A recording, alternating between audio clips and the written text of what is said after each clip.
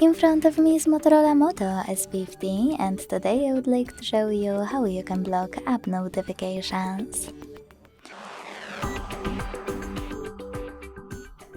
Begin by launching Settings and hitting Notifications.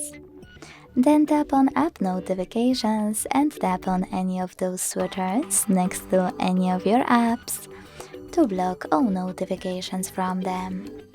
You can switch them back on by hitting the same no gray switchers.